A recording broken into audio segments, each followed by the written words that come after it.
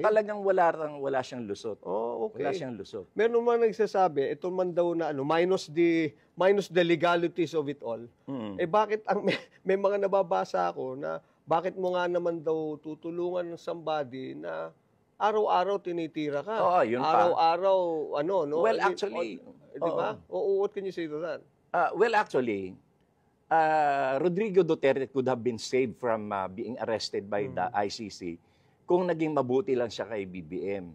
Kasi ang pwede naman gawin ng administrasyon noon, this was my suggestion kasuhan natin ng ibang kaso, ng murder din, na premeditated murder, etc., etc., yung wala ring bail. For him to be tried here in the Philippines. Yes, for him to be tried here. So that when we acquire jurisdiction over his person, then he cannot be brought out. Yes, kasi sasabihin natin, meron siya tama pananagutan dito. There's an existing And then, ikulong natin sa veterans doon sa presidential suite. Kung umaga, mag-golf siya doon, mag-swimming siya doon, o pasyal-pasyal siya doon. O kaya, magpaalam siya, magpapa-check up, dadalhin sa St. Luke's, tapos mamasyal sa mall.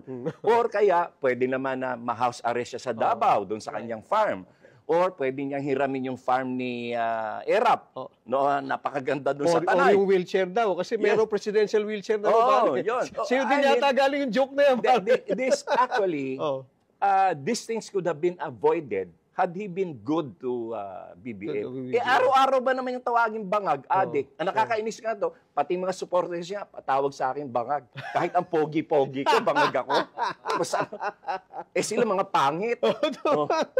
Diba? Totoo naman. Kanina, sabihin nila bangag ako.